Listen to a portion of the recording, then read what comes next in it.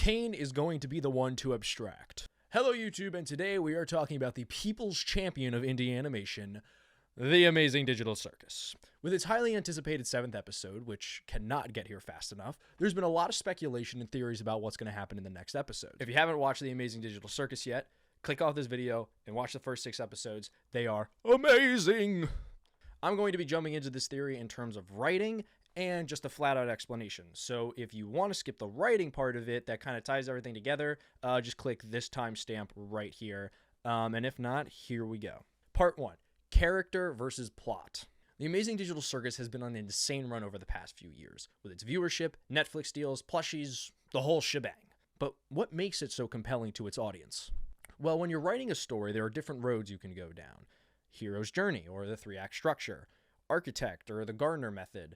Is your story going to be character or plot driven? In reality, your story should always have both elements. You can't have one and not the other. If your characters are terrible, nobody cares about how good your plot is. And if the characters are great, but the source is horrific, Apex Legends, then we have to wave goodbye to our favorite characters. However, you can lean to one side and still make it out successfully. First, we're going to look at Alice in Borderland's manga and not the live-action adaptation because I have not watched that yet.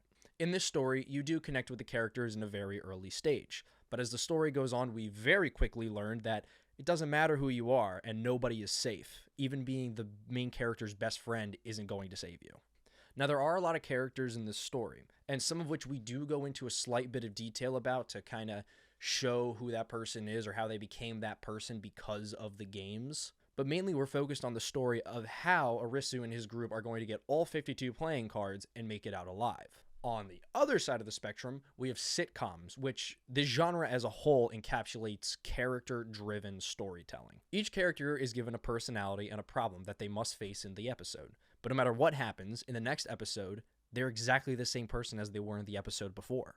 They're just given another problem, and the writers have to find a way for them to solve that problem using their personality. Like in How I Met Your Mother. Yes, the overall story is about how Ted meets his wife, but most episodes are about how Barney's going to score and how Marshall and Lily run into some marriage problem and Ted fumbling horrifically for the 40th time. And throughout the series, these characters don't change because we like them the way that they are. And that's what drives the story and keeps us watching it. Now, The Amazing Digital Circus does a lovely job of character-driven storytelling. The characters change throughout each episode and we learn more about them each time. At the end of the day, they can't die and the adventures really don't lead up to a bigger story, but that's not what they're meant to do. The adventures are segues. The segues are meant to help us find out more about the characters we've come to know and love. My favorite episode in the series so far is episode 3, and I am heavily biased because Kinger is my favorite character. But we get a haunted house minigame where Pomni and Kinger are sectioned off from the rest of the group.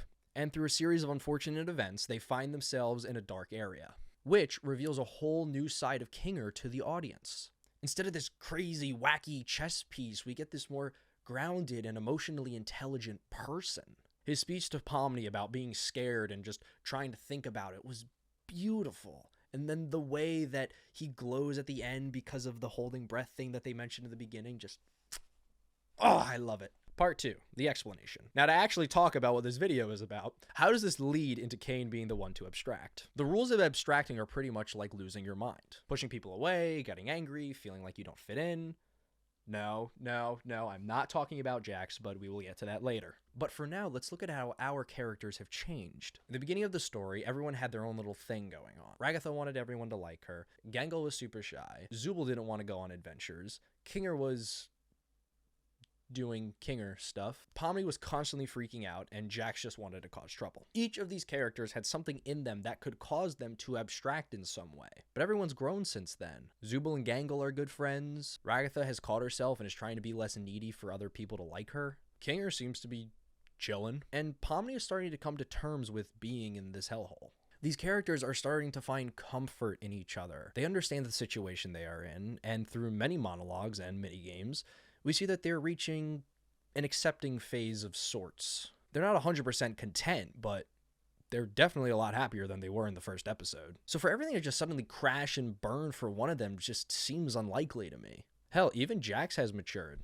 Now, the last episode was bad for him. He was tweaking out, and I thought he was going to abstract right then and there. But he didn't. Now, this would lead to the very easy answer that he's going to be the one to abstract, which I would 100% have agreed with if the newest trailer hadn't come out. In the trailer, it is very clear that Jax is feeling some very intense emotions, which again shows that he would be the one to lose it. But it isn't until the end of the trailer where he goes up to the group and says, "I think I found a way out of this place." Jax is reaching out to the group, putting himself out there. Even the facial animation and delivery of the line are backing this up. He isn't arrogant, he isn't leaving by himself, and he doesn't have that creepy cartoon cat smile going on. He's changed, he has matured, and I think that the group will figure that out. At least I hope they do, because if they don't, then Jax gets neglected and feels paranoid and drives himself crazy about leaving, and then my whole theory gets debunked. This leaves us with the only person who seems to still be losing his mind. Caine. We know this man is no angel when it comes to keeping his head straight. He's glitched out a few times, and he's shaken the entirety of the circus twice, both in situations where he felt he wasn't good enough, or neglected by a majority of the people.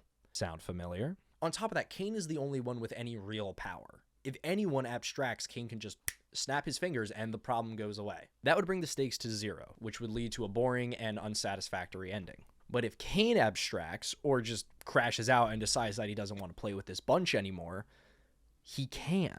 Now, obviously, they are going to have to find some loophole into beating him for this ending to work, but the circus trying to find a way to defeat Caine is a lot harder and a lot more exciting. And the group synergy that can take place with these characters now trying to beat God, I can see the 10 out of 10 on IMDb already. Now, am I a super writing mega genius?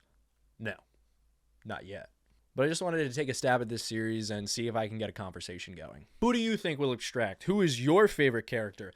And what other TV series should I talk about next? Let me know in the comments down below, and I will see you guys